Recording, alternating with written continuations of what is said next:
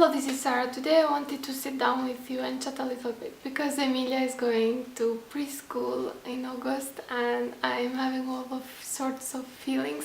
So I think I feel a bit anxious, and I think it started when I went to a birthday party here with local moms, and when I said the school that Emilia is going to, they did like so I know a little bit why they're doing that, and I'm gonna try to start from the beginning.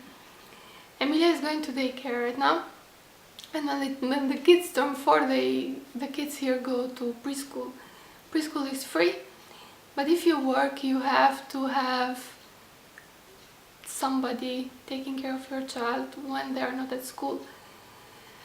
Up to this year it was a strange timing, like 9 to 11:30, then you bring them home, you give them to eat, go back to school, and they stayed 2 to 4, and then you had to, or 2 to 5, and then you had to get them back again. I think from this year they are not going, they have a day that stay at home, so they go 4 days, and they are not going in the afternoon, which means that we will have to use more daycare time.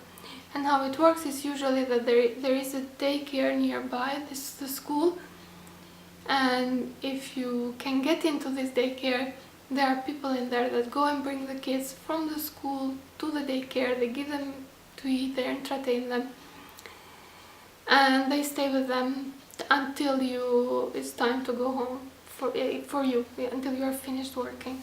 So it's 6:30, I think. These daycares are called WAPE in the French-speaking side of Switzerland. I don't know in German.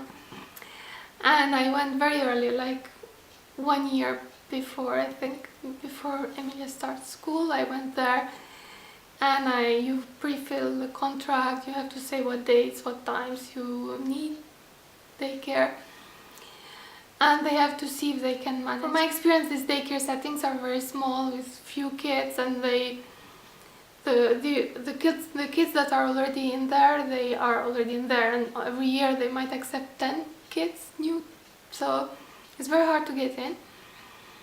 So I went there and talked to them. I explained how important it was. They told me, okay, you are one of the first, so you probably should get in. I went to 2 centers that were nearby. I didn't know I could go to everybody. I thought we had the choice of school that was nearby. And yeah, I went there. One rejected, they had no place, and one accepted Emilia. And when they accept Emilia, the council assigns the school nearby, because it's impossible to have kids in a school and a daycare that is not close taking care of them.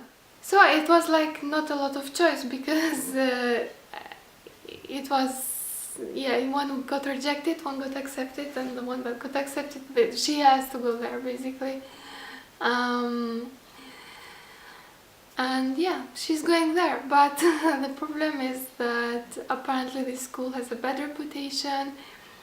There is a teacher who seems to be very severe, especially towards kids that are foreigners. Hello, Emilia is foreigner, and I don't know how it's gonna go. I'm very I'm hopeful that she's not with her, or her character is such that this teacher does not upset her. I just don't know. I know that I try to logically think of what we can do that is best for her and for us, for the situation. Sometimes after I send the application to daycare, I received a letter at home saying that I could choose also a bilingual school. And bilingual schools here are French and German, because these are the 2 main languages in Switzerland. And we really don't know if German is something that she will need, because we need to know that we will stay here in Switzerland our whole life, and then German would be an option, a good option, but now we don't know. So okay, we said it's no point of bringing in another language when we don't know. Another option would have been to go to international school, but they're not accessible from here. This is one thing. And they are not accessible in terms of money that you need to pay for them. It's like, take your salary, give it there, and for all the time that your child is going to stay to school, at least for me. So it doesn't work well. International schools would have been a way to save Emilia from the language madness that Europe has. That every time you change language, but you know, we don't know what we're gonna do, so it's hard to decide right now. There are a couple of good things with schools here. They are usually in a pedestrian path, so kids come and go alone here, and this is good and for me a bit uncomfortable because sometimes kids are expected to do that by themselves, and while it's okay that others let their kids go alone, I don't feel that comfortable having my own child going and coming alone. But I know that she will see the other kids coming and go alone, and she might ask me to let her as well, and it's a lot of change and I'm trying to adjust to it, and I'm all over the place in this video, I'm sorry. So this is one thing. The other thing is that all the schools that I've seen in Switzerland, they don't have walls to divide the space of school as it would be in Italy or in Albania, what I've seen. Here there is like an open space where kids go and play, and I don't know how they manage to check all the time everybody, and how they manage to not have strangers coming into this space, and the contrary. Here preschools are focused a lot on teaching social skills more than teaching numbers and letters and writing. They don't actually do a lot of that. There are a lot focused on having these kids learn the language and learn concentration and other things that you need for school, but not necessarily maths and letters and all these things. I don't mind this line of thought. I think kids at that age, they still should be free to explore, and I don't think that having strong curriculum for them at this age helps a lot in the long run, so they are still in time to learn the numbers and the letters. There is no big need to learn them very early. So I'm thinking maybe if things do not go well, I'll have to switch her to the other school and try to find another solution for her daycare. I just don't know, and I'm feeling that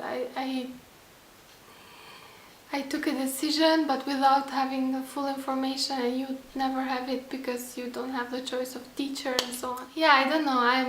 I'm right now I'm in a position that I worry, but I don't have a lot of power to do anything, and I guess I just need some reassurance, but nobody can really give it to me. And I know it's gonna be a change, and changes sometimes are for the best. Like most of the time are for the best, and I'm hoping to keep this positive mindset, and yeah, hopefully. So let me know how it works in your country. I know I have many international mamas in here, so hello to everybody. And yeah, and if you are a mom who already went through this, what should I expect? What changes should I expect? And yeah, that was all. I hope you enjoyed this video. Thanks a lot for watching, and I'll talk to you soon. Bye bye. Here in Switzerland, when we decided that we needed a daycare, we had two options. One is